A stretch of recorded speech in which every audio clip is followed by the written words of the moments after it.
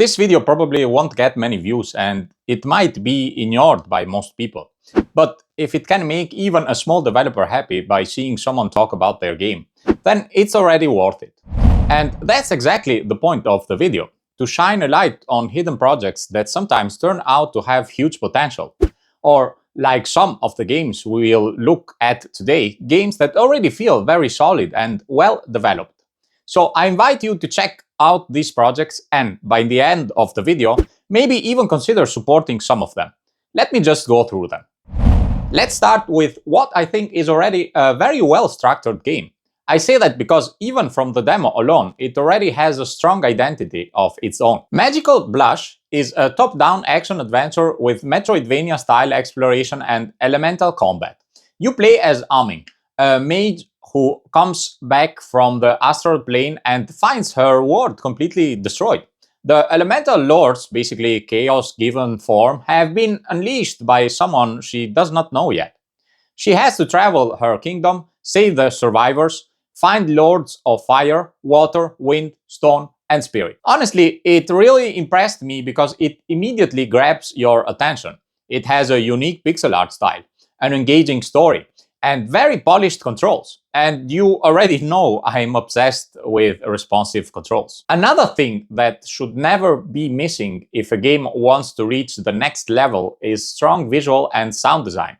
And this game absolutely delivers on both fronts. In my opinion, this is excellent work, and I think I've already given you enough reasons to add it to your wishlist, or at least try the demo and give some feedback to the developer. I'm sure they'd appreciate it. This project is still in a very early stage, but trust me, it already looks incredible. And what's even more surprising is that the developer behind the game is working on it completely solo. Mothership is a peaceful sci-fi adventure game focused on breathtaking, physics-driven exploration.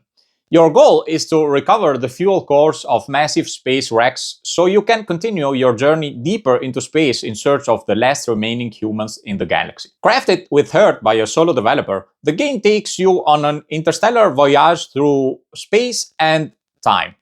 From youth to old age, from Earth to the edge of the galaxy, from total loneliness to finally reuniting with your loved ones. You play as a forgotten child traveling across real star systems in our galaxy, searching for other refugees to build a peaceful future together. The name of the developer is Carlos, and as he told me, the game clearly takes inspiration from Journey and Outer Wilds. And for me, someone who considers Outer Wilds one of the greatest games ever made, this project really gives off that same feeling you get when you first venture into deep space. This is one of those cases where trying the demo and giving feedback on things like the controls or the UI could genuinely help the developer.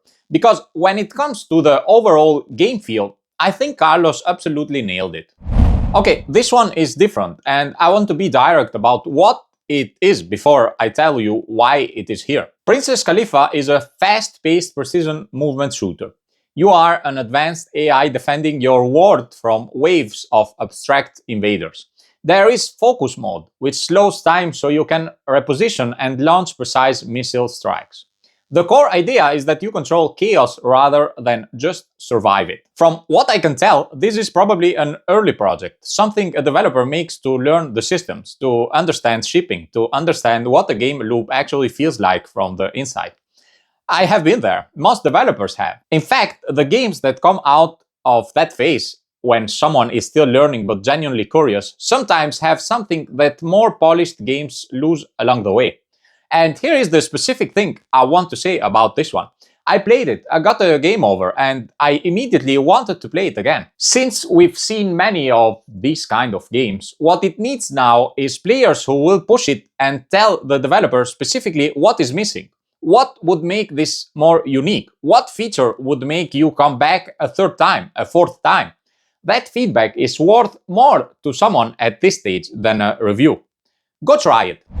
TALYSTRO is a roguelite deck builder with a mathematical twist. Instead of reducing an enemy's HP to 0, you have to match their value exactly to destroy them. Your cards contain unfinished equations. Your dice complete them. You build a deck, you power up your dice, and you go up against the Necrodicer, who has twisted the math of the universe to serve her. That is the premise. That is actually only the premise. Honestly, this already feels like a complete and fully realized game.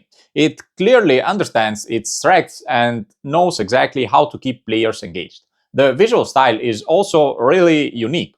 It reminds me of handcrafted assets and tabletop-inspired art. I should warn you though, if you're really bad at math, like really bad, you're going to have to do some counting here. But don't worry, it's not blackjack level counting. It's much simpler than that.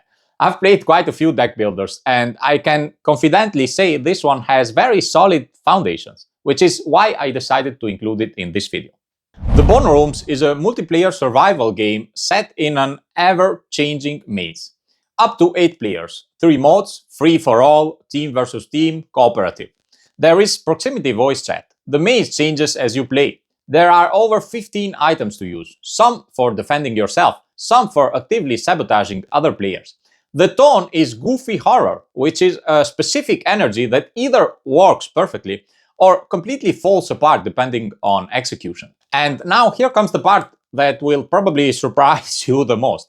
I haven't actually played this game myself. Both times there was nobody in the servers, and that felt really sad. So that's exactly why I want some of you to try it, because it's a co-op game. If you watch this video and you are the kind of person who has 4 to 8 friends who play games together, please, for the love of everything, go try the BONEROOMS. Tell me in the comments if it is actually good. I genuinely do not know, because I couldn't play the game. I could not get in the game long enough to find out. This game genuinely needs more players. And here's the best part, it's free.